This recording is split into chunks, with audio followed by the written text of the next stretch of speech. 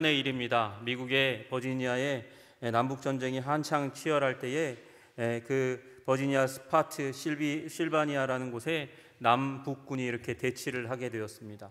전쟁을 치루어야 되는 거예요. 싸워야 되는 거예요. 총을 쏴야 되고요. 칼을 휘둘러야 되는 그런 시간이 다가오고 있는 그런 때에 그들이 먼저는 음악으로 싸우기 시작했습니다. 북군이 먼저 성조기의 노래를 연주하기 시작했어요. 사기를 도두기 위해서 성조기의 노래를 그렇게 연주하자 남군에서도 또다시 그 악대가 편성되어서 음악을 펼쳐가기 시작했습니다. 딕시의 노래로 대항하기 시작했어요. 전쟁판이 갑자기 군과 싸움으로 변하기 시작했습니다. 그러다가 북군의 밴드가 음악대가 갑자기 홈 스위트 홈, 즐거운 나의 집이라는 노래를 연주하기 시작했습니다. 크게도 아니었어요. 작게 은은하게 연주하기 시작했습니다. 그런데 북군의 그 악대의 그 연주를 따라서 남군도 같이 똑같은 연주를 하기 시작했고, 그리고 함께 노래를 부르기 시작했습니다. 전쟁을 향해서, 긴장을 향해서, 무력을 향해서 치닫던 그의 마음들이 어디로 향해요? 집으로 향하는 일이 일어나게 되었습니다. 전쟁을 중단하고 24시간 동안 휴전을 약속하고 그 따뜻한 가정을 생각하고 묵상하는 시간을 가지게 되었습니다.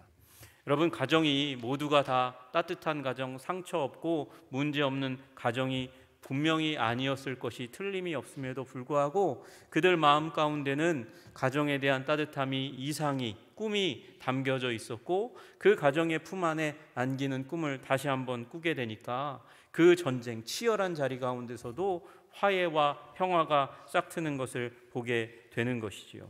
여러분, 우리 가정이 건강해야 하는 것입니다. 가정은 그만큼 중요한 것이라고 말씀하고 계십니다. 여러분, 우리 가정이, 한성의 모든 가정이 건강하고 풍성하게 되시기를 주님의 이름으로 축복합니다. 문제는요, 가정, 중요한 것은 사단이 자꾸 허물려고 그래요.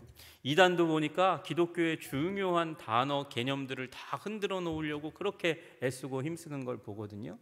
여러분, 예수님 시대에도 랍비들이 두 파로 나누어져 있습니다. 바리새인들이 두 파로 나누어져 있었어요. 하나는 힐렐 학파고 하나는 샴마이 학파인데, 샴마이 학파는요, 어떤 학파냐면 전통주의예요. 전통에 아주, 그리고 이 옛날 것을 잘 지키려고 하고 문자 그대로 지키려고 하는 그런 학파였어요. 그런데 반대로 힐렐 학파는 자유를 좀 더 자유롭게 지금으로 말하면 신학적으로 자유주의파에 속한다고 얘기할 수 있을 것 같아요.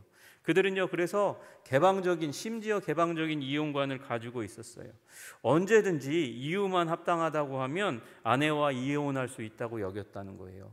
가정이 그렇게 중요한데도 불구하고 한 학파가 그렇게 자유로운 이혼을 주장할 만큼 그렇게 가정을 흔들려고 하는 세력이 많다는 것이죠. 여러분, 힐렐 학파에 가지고 왔던 그 이혼 사유를 보니까 이런 이혼 사유들이 있대요. 아침밥을 태웠어. 반찬에 소금을 너무 많이 넣어서 이혼당했대요. 집안 청소가 형편없어서 남편에게 심하게 말대꾸해서, 말대꾸해서 이혼당하더니 큰일입니다. 길거리에서 여성들이 얼굴을 함부로 보여서 그래서 이혼당했고, 그리고 지나가는 남자를 힐끗힐끗, 이게 무슨 얘기예요? 남자 중심의 이혼이 이루어졌다고 얘기하고 있는 것입니다. 여러분, 그만큼 이 세상은 가정을 흔들려고 하는 세력들로 가득 차 있고 개념으로, 방향으로 가득 차 있다는 것을 말씀드리려고 하는 거예요. 그리고 또 하나는 시대가 바뀌면서 자꾸 가정의 개념을 바꾸고 변동시켜 가는 부분들이 있죠. 여러분, 그게 나쁜 것일 수도 있지만 세상이 잘 흘러가면서 다양한 사회가 되어가는 것이 항상 나쁘다고 할 수는 없어요. 그런데 문제는요, 그것 가운데서 우리가 성경의 원리를 자꾸 버리고 성경은 고리타분한 거야 그렇게 여기고 성경의 원리마저 버리는 것은 문제가 있는 것이죠.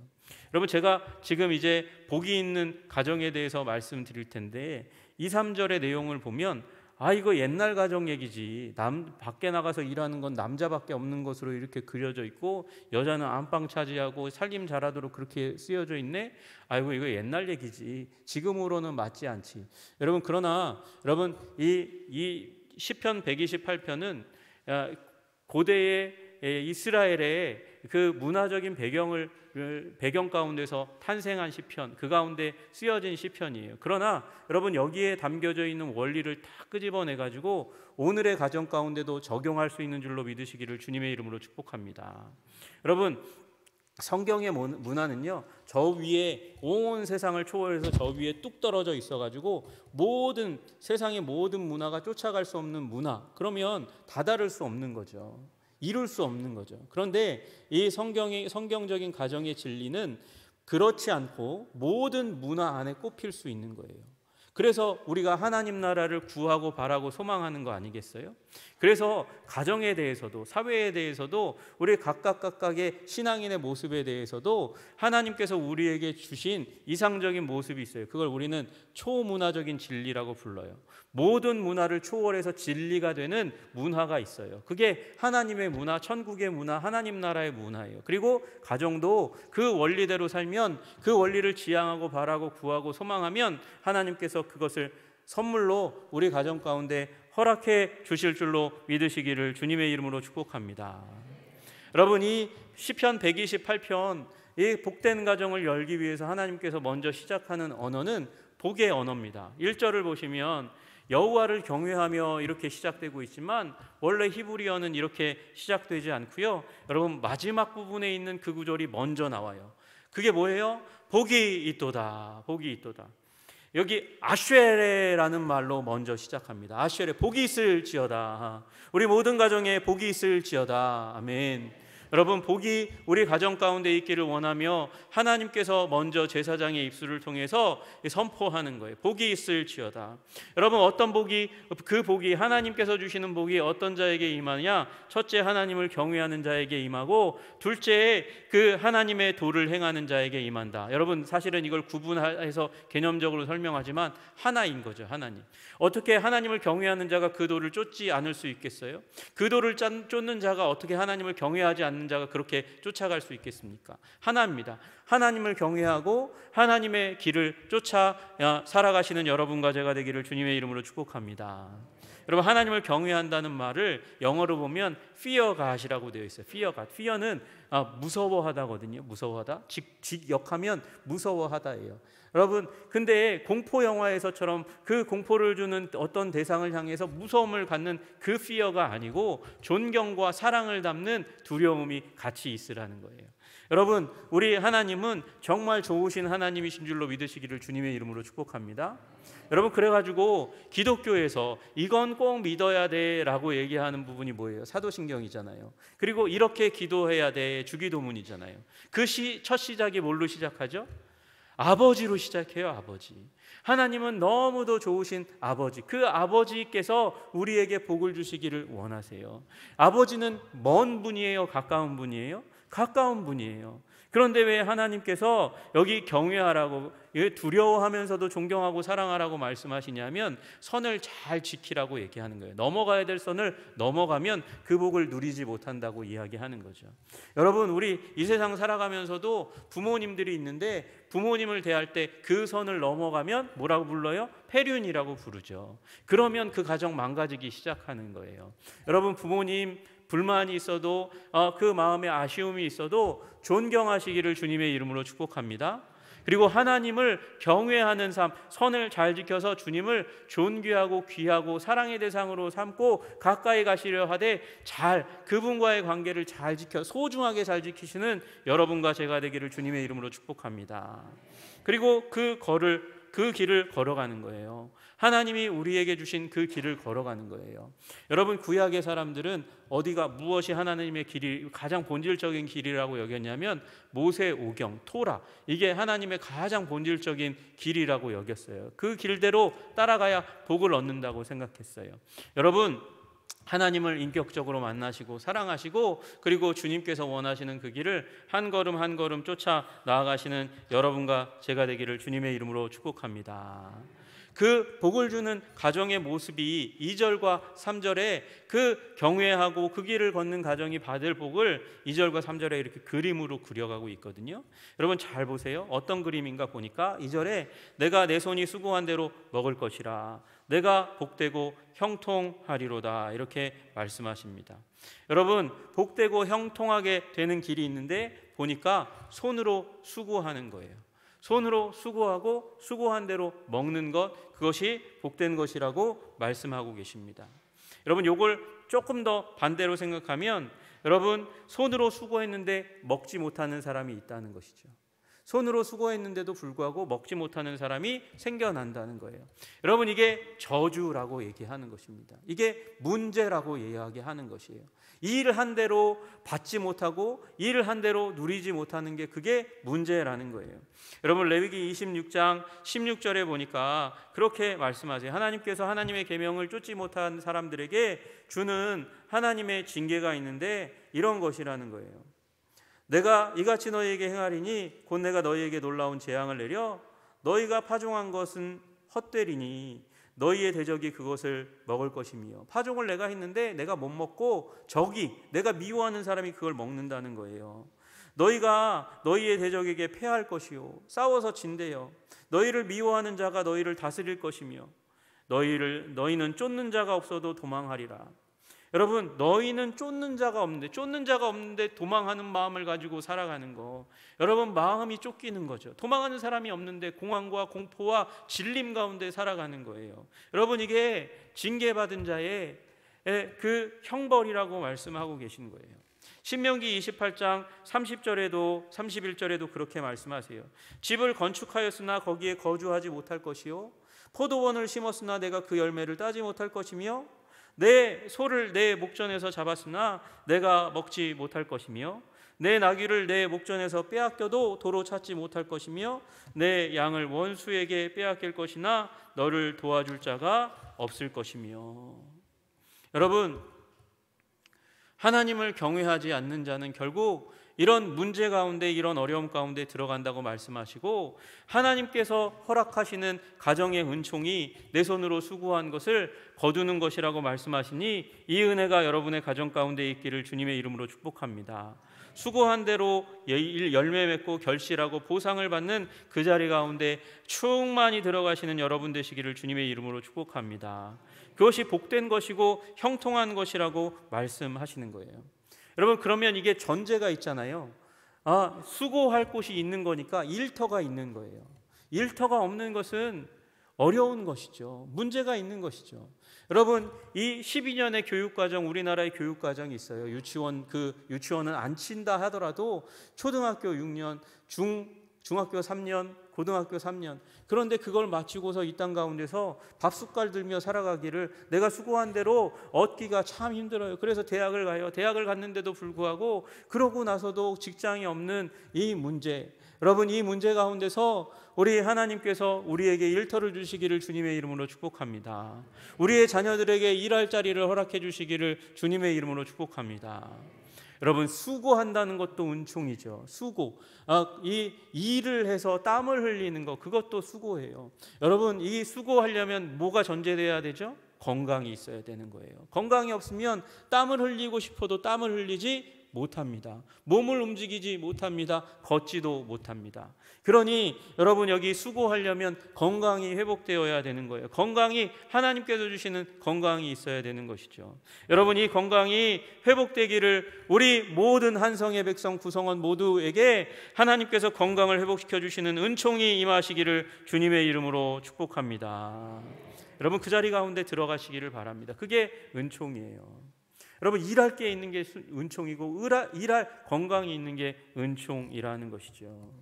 여러분, 이 말은 굉장히 남성 중심적인 사회 가운데 쓰여졌기 때문에 2절에 너는 남자로 되어 있어요. 여러분, 제가 근데 뭐라고 말씀드렸어요? 문화는 변하는 거라고. 문화는 고정된 게 아니고 항상 변하는 거예요. 100년 전에 말이 틀리고 200년 전에 말이 틀리다는 것은 100년, 200년 전에 삶이 틀리다는 것을 의미하는 것이죠. 그래서 여기 여러분, 남자도 여자도, 우리 여성들도 일하는 시대잖아요. 여러분 얼마나 일을 많이 시키면 이제 노인들도 일하는 시대잖아요. 여러분 일할 자리가 생기고 일터가 생기고 땀을 흘려 일할 수 있는 건강이 우리 남녀노소 모두에게 임하게 하시기를 주님의 이름으로 축복합니다. 또 하나 여러분 3절의 내용은 그런 뭐냐, 내 집 안방에 있는 내 아내는 결실한 포도나무 같으며 이렇게 말씀하시는데, 여러분 이 말씀은 역할을 잘 감당하는 아내에 대해서 이야기하고 있어요. 역할을 잘 감당한다고요?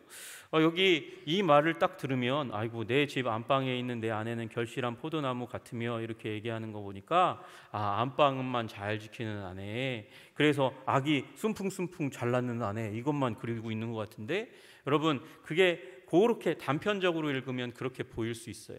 여러분 첫 번째 부분을 제가 말씀드린 생산, 우리 자녀를 잘 낳는 부분에 대한 부분은 여러분 여기 결실한이라는 단어에 들어가 있습니다. 결실한이라는 말은 포리아라는 단어인데, 여러분 여기 이 단어가 어디 쓰였냐면 창세기 1장 11절에 생육하고 번성하여 라고 쓰일 때, 그리고 출애굽기 1장 7절에 생육이 중다하다 얘기할 때 그때 나오는 말이에요. 그러니까 자녀를 잘 낳는 게 은총이죠. 여러분 우리 가정 가운데 불임의 문제로 고통하는 분이 없기를 주님의 이름으로 축복합니다. 여러분 선택해서 독신의 삶을 살기로 결단하는 분이 있다고 우리 예수님께서 이미 말씀하셨어요. 그리고 제가 아는 아주 경건하고 신실한 분 중에는 잘 이제 잉태가 잘 안 되니까 결단하고 그것에 너무 집중하지 말고 우리 조카들, 우리 교회의 자녀들을 잘 키우기로 저는 결단했습니다. 그리고 그렇게 열심히 살아가는 부부가 있어요. 여러분 그거 나쁜 겁니까? 좋은 겁니까? 여러분 그것도 좋은 거예요. 그것도 선택할 수 있는 거예요.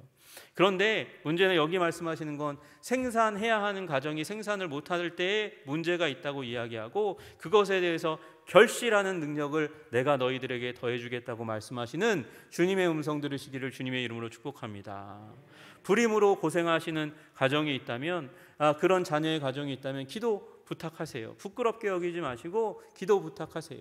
그리고 그 기도받아 하나님께서 생명을 주시는 은총이 임하게 하시기를 주님의 이름으로 기도합니다.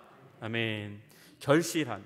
그리고 또한 더불어서 여기 내실이라고 안방이라고 되어 있는 방이 있는데, 이 방은 남편과 함께 거주하는 안방이 아닙니다. 여기 안방이라고 써 있는데요, 목사님. 아이고 이걸 번역을 하려니까 마땅한 단어가 없어서 그렇게 쓰여졌는데, 예레카라고 쓰여 있는 이 단어는 내실, 그 집의 맨 구석에 있는 작은 방, 후미진 곳을 의미하는 거예요. 여러분 이쪽 가장 안쪽 부분은 산악지대로 치면, 산으로 치면 산에서 가장 오지가 예레카라고 불리거든요. 그러니까 가정에서도 가장 그 끝에 있는 방을 의미하는 거예요. 그 방이 타인이 접근할 수 없고 아내만 그 자리에서 무엇을 위해서? 살림을 위해서 있는 방. 남편이, 여기 구약의 배경으로는 남편이 밭에 가서 일을 해서 벌어온 것을 가지고 그것을 가정에서 어떻게 관리하느냐에 따라서 이게 정말 어느 순간 없어지는 재물이 될 수도 있고 너무도 풍성하고 아름답게 가정에 쓰일 수도 있는 거잖아요. 그게 누구의 책임에 있다? 아내의, 내실을 지키는 아내에게 달려 있다는 거예요. 그 안에 들어가서 남편이 벌어온 것을 계획하고 나누고 꾸미고 그리고 배가시키는 능력을 발휘하는 아내의 놀라운 은총이 성실히 있는 자리가 있어야 가정이 진짜 복받는 가정이라고 말씀하시는 것입니다. 여러분 그러면 이걸 좀 바꾸면 어떻게 될까요? 여러분 요새 가정일은 여자만 하죠? 남자는 하면 안 되죠? 남자는 부엌 들어가면, 저도 부엌 가끔 들어가는데 안 되나요? 되지요. 함께 이 일을 하죠. 가정의 계획을 함께 머리를 맞대고 나누고 기도하고 계획해서 가정을 풍성하게 하시는 은혜가 가정마다 있기를 주님의 이름으로 축복합니다. 여러분 일터가 있고 그리고 일터에서 벌어온 것을 잘 계획해서 나누어서 사랑 가운데서 섬겨가는 것, 그게 너무 중요한 거죠. 여러분 그리고 중요한 거는 여기 아내를 포도나무라고 그렇게 이야기했어요. 포도나무는 어떤 나무예요? 포도나무는요, 씨앗만, 그 작은 씨앗만 뿌려도 엄청나게 자라는 나무가 포도나무예요. 저도 저희 어렸을 때에 제가 유치원 다닐 때 저희 집 창문 할아버지가 심어 놓으셨는데, 창문을 열면 이렇게 철조망 있잖아요. 이렇게 가시 철조망이 이렇게 딱 있고 거기에다가 포도나무를 가지를 꺾어 왔어요. 그래서 거기다 듬성듬성 심어 놓으면 그 가지에서 갑자기 이 수은이 나가지고 점점 자라서 여름쯤 되면 거기 모든 철조망을 다 포도나무로 덮어요. 생명의 능력이 아주 탁월해요. 이 꼽아 놓으면 얼마 지나지 않아서 꽃이 피고 열매가 맺는 게 포도나무더라고요. 그러니까 여기 나와 있는 결실한 포도나무는 급속한 생명력을 의미하는 것이죠. 그 아내가 그 민첩하고 빠릿빠릿하게 그렇게 움직여가는 것. 남자도 둔하면 되나요? 마찬가지죠. 그렇게 열심을 다해서 가정을 아름답게 생명으로 꾸며나가는 그런 가정이 될 때 복된 가정이라고 말씀하세요. 그런데 문제는요, 이 포도나무는 너무 연약해요. 그래서 포도나무 심을 때 철조망과 같이 여기 지지대와 같이 이렇게 같이 옆에 심어주지 않으면 땅에 깔리고 열매도 잘 맺지 못하는 거죠. 그래서 뭐가 필요해요? 지지대가 필요해요. 여자는 남편이라는 지지대가 필요하다고 이야기하는 거예요. 여러분, 아내들에게 듬직한 남편이 있기를, 지지할 수 있는 남편이 있는 것이 은총임을 믿으시기를 주님의 이름으로 축복합니다. 여러분, 그런데 여자에 비해서 남자는 엄청나게 강하죠. 남자는 안 무너지잖아요. 그죠? 그런가요? 제 인생 보니까 남자가 잘 안 무너지는 것 같긴 한데 무너지면 왕창 무너져. 공감을 안 하시나 봐요. 저만 그런가 봐요. 무너지는데 잘 안 무너져서 그렇지, 티 안 내서 그렇지, 무너지면 왕창 무너지는 게 남자예요. 예. 근데 여자는요, 자주 무너지는데 잘 안 무너져요. 자주 무너지는데 완전히는 안 무너져. 다시 힘을 얻고 다시 일어나시더라고. 어머니는 강하다면서요. 어머니가 얼마나 그렇게 강한지 몰라요. 여러분, 남자만 약한 게 아니고, 여자만 약한 게 아니고 남자도 약해요. 서로 의지해야 돼요. 그게 사람인 자라면서요. 여러분, 서로 의지하는 그 사랑의 관계 가운데서 생명을 낳고 그리고 생산하고 번성하게 되는 일이 우리 가정 가운데 있기를 주님의 이름으로 축복합니다. 포도나무는 게다가 아름다운 나무거든요. 장식품으로 쓰일 만큼 아름다운 나무니까 여러분, 그렇게 의지함으로 말미암아 아름다움이 깃드는 가정 되시기를 주님의 이름으로 축복합니다. 베드로전서 3장 7절에 보니까 아내를 생명의 은혜를 함께 이어받을 자라고 표현하고 있어요. 생명의 은혜를 함께 이어받는 자. 여러분, 남편과 아내가 그런 관계라는 거예요. 여러분, 그 관계 가운데 생명이 꼽히기를 주님의 이름으로 축복합니다. 여러분, 또 하나의 그림이 있어요. 또 하나의 그림은 내 식탁에 둘러앉은 자식들은 어린 감람나무 같으리로다, 그렇게 말합니다. 여러분, 이 감람나무는요, 이렇게 어린아이의 가지가 어린아이의 손을 닮았대요. 그래서 감람나무가 봄에 이렇게 순이 나기 시작하고 잎이 나기 시작하면 어린아이의 손과 같아서 흔들리면 어린아이들이 손 흔드는 것 같대요. 그런데 이 어린아이의 손과 같은 감람나무 가지가 어디에 있어요? 식탁을 왔다 갔다 하는 게 그게 복이라는 거예요. 여러분, 아이가 무엇이 복일까요? 잘 먹는 게 복인 줄로 믿으시기를 주님의 이름으로 축복합니다. 잘 먹는다는 표현이 뭘까요? 건강하다는 것을 의미하는 것이죠. 여러분, 제가 한 번은 옛날 집에 이렇게 가는 과정 가운데 집 가까이 왔는데 엄청나게 큰 소리로 막 소리 지르시는 목소리가 막 들리는 거예요. 그래가지고 이게 무슨 소린가, 그리고 가까이 가서 봤더니 저희 집 옆집에서 일어나는 일이에요. 건물이 다른 집에서 일어나는 일이더라고요. 가서 무슨 소리 때문에 이렇게 싸우나 그러고 가서 봤더니 할머니가 막 소리를 지르세요. 연로하신데 막 소리를 지르세요. 기력이 있으신가 봐요. 왜 소리를 지르시나 보니까 손자가 먹을 걸 안 먹어가지고 10분 동안이나 그렇게 왜 안 먹니 그러면 먹어 그러면서 소리를 지르시는데 엄청나게 안타깝더라고요. 왜 그렇게 소리를 지르실까? 안 먹으니까. 안 먹는 게 왜 그렇게 문제입니까? 건강하지 않게 되니까, 안타까우니까 그래서 소리를 지르시는 거예요. 여러분, 우리 아이들이 잘 먹는 게 건강한 게 복인 줄로 믿습니다. 여러분, 그 잘 먹는 건강한 아이를 비유하는 그 식물이 뭐라고요? 감람나무라고요. 감람나무는요, 이게 심으면 오래 걸려요. 다 자라는데 굉장히 오래 걸립니다. 열매를 맺으려면 적어도 7년을 기다려야 되고요. 다 성장하는데 15년의 시간이 걸리는 게, 더디 자라는 게 감람나무입니다. 그래서 자녀에게 어쩌면 우리가 오랜 인내를 가져야 될지 몰라요. 그러나 여러분이 감람나무가 다 자라면 1년에 0.5톤의 이 열매를 생산하고요. 그리고 기름을 짜서 우리가 지금도 잘 먹는 올리브유가 되잖아요. 불을 밝히는 데 쓰고 가죽을 부드럽게 만들고 또 장식용 가정용 가구로 그 목재를 사용하고 나무 껍질은 상처에 바르면 빨리 낫는 그런 약재로 쓰인다고 그래요. 그 또 먹으면 위와 창자에 지혈 진통 작용도 있고 해열제로도 사용되는 게 올리브 기름이라고 이야기하는 거죠. 여러분, 올리브는 그래서 더디 자라지만 풍성하게 아름답게 쓰임받을 수 있는 게 올리브예요. 게다가 쓰임받을 뿐만 아니라 생명의 능력이 너무도 탁월해요. 그래서 올리브는 보통, 제가 성지순례 안 가봐서 잘 모르지만 갔다 온 분들 얘기 들으면 보통 올리브 나무는 200년, 300년, 조금 자라면 500년, 조금 더 자랐다 그러면 1000년. 이 예수님 계신 겟세마네 동산, 예수님이 기도하셨던 그곳에 가면 2000년 된 나무들이, 감람나무들이, 올리브 나무들이 그렇게 많이 있다는 거예요. 여러분, 게다가 이 올리브 나무는요, 밑둥을 딱 잘라내면 그 밑둥에서 다시 가지가 나기 시작해요. 다시 생명을 시작하는 거예요. 여러분, 올리브 나무의 특징은 뭡니까? 끈질긴 생명력과 장수를 자랑하는 게 올리브 나무예요. 여러분, 그러니 우리 이 말씀의 의미가 무엇일까요? 잘 먹는 자녀를 통해서 생명의 능력이 계속해서 이어지는 거예요. 여러분, 여러분의 자녀가 잘 먹는 건강한 그런 자녀 되게 하시기를 주님의 이름으로 축복합니다. 이게 이상적인 가정의 모습이고요. 그 자녀들이 건강하고 그 심중에 뭐만 있으면, 예수님만 있으면 그 생명이 끊어지지 않는 줄로 믿습니다.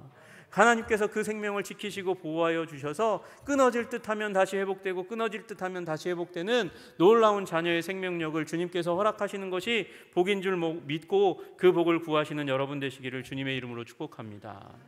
여러분, 주님께서 그러고 나서 말씀하세요. 보라, 여호와를 경외하는 자는 이같이 복을 얻으리로다.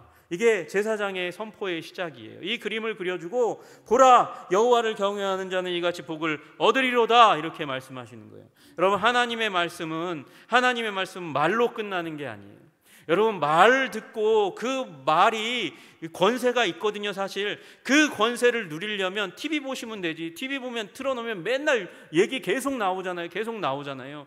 그러나 여러분, 하나님의 말씀, 지금 이 말씀은 성전에 올라가는 노래거든요. 성전에서 제사장의 선포는 그 말과 더불어서 말이 이루어지는 권세가 함께 부여되는 줄로 믿으시기를 주님의 이름으로 축복합니다. 여러분이 그것을 붙잡으면 그 일이 반드시 이루어지는 줄로 믿으시기를 주님의 이름으로 축복합니다. 여러분이 이상적인 그림을 그려주었는데요, 문제가 뭔지 아세요?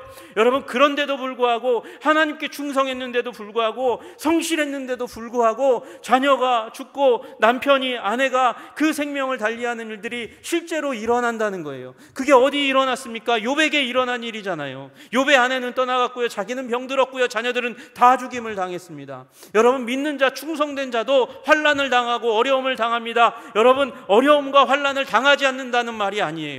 그러나 주님을 바라보고 주님을 의지하고 주님께 기도하면 주님께서 어떠한 상황과 환경 가운데 있을지라도 주님께서 우리의 가정을 일으켜 주시고 회복시켜 주시고 온전케 하신다는 그 믿음 가지시기를 주님의 이름으로 축복합니다. 주님께서 여기 4절 앞에 보라라는 말이 주목해 라고 하는 말을 생략하셨지만 그 말이 또 뒤에 보라가 두 번 담겨져 있잖아요. 5장 5절 뒤편에 너는 평생에 예루살렘의 번영을 볼지어다 말씀하세요. 너는 내 자식의 자식을 보라라고 말씀하고 계시는 거예요. 여러분, 이 예루살렘이 잘 되려면 뭐가 잘 돼야 됩니까? 가정이 잘 되어야 되는 줄로 믿으시기를 주님의 이름으로 축복합니다. 여러분, 우리 교회가 잘 되려면 어떻게 돼야 됩니까? 여러분의 각각의 가정이 잘 되어야 되는 줄로 믿습니다. 이 나라 민족이 잘 되려면 어떻게 돼야 됩니까? 우리의 각각의 가정이 회복되고 잘 돼야 되는 줄로 믿으시기를 주님의 이름으로 축복합니다. 여러분, 가정이 잘 되어서 예루살렘의 번영을 보라 말씀하신 하나님, 명령하신 하나님, 그것을 주시겠다고 약속하시는 그 하나님 가운데서 우리 교회가 잘 되고 나라와 민족이 잘 되는 것을 보시는 여러분 되시기를 주님의 이름으로 축복합니다. 자식의 자식을 보라 말씀하십니다. 자식의 자식을 본다는 것은 장수하겠다는 것을 의미하는 것이고 자녀를 지켜주시겠다고 말씀하시는 거예요. 이 두 가지 복이 함께 담겨져 있는 것이 내 자식의 자식을 볼지어다 라고 말씀하시는 것이죠. 여러분, 이 은혜가 우리 모든 가정 가운데 임하기를 주님의 이름으로 축복합니다. 가정을 지키심으로 사회를 지키시고 우리 개개인을 지키시고 이 나라 민족을 지키시는 거예요. 여러분, 이스라엘에게 평강이 있을지어다 하시는 말씀하시는 주님께서 우리 가정에게 복을 주셔서 나라와 민족을 지켜주실 줄로 믿습니다. 어디서 이 복이 나옵니까? 여호와께서 시온에서 내게 복을 주실지어다. 여러분, 하나님을 경외하는 자리 나오시기를 주님의 이름으로 축복합니다. 마음으로 나오시고 사모하고 나오시고 달려 나오시면 주님께서 우리의 가정을, 복된 가정을, 성장하고 회복된 가정을 허락시켜 주실 줄로 믿습니다. 기도하겠습니다. 존귀와 영광과 찬양을 받으시기에 합당하신 주님, 우리의 가정이 회복되게 하여 주시옵소서. 풍성하고 아름다운 가정이 되게 하여 주시옵소서. 주님, 우리의 일할 건강과 일할 터를 허락하여 주시기를 간절히 소원합니다. 일한 대로 거둘 수 있도록, 추수할 수 있도록 주님 도와주시옵소서. 아내와 남편이 각각의 자리 가운데서 자리를 지키고 가정의 부요와 풍성함을 위해서 서로 협력할 수 있도록 주님 도와주시옵소서. 자녀 가운데 예수 그리스도가 있게 하여 주시고 건강을 주심으로 말미암아 생명이, 질긴 생명력이, 풍성한 생명력이 세대의 세대를 흘러 넘칠 수 있도록 주님 도와주시옵소서. 하나님께서 우리의 가정을 지키시는 줄 믿고 감사드리며 예수님 이름 받들어 기도드리옵나이다. 아멘.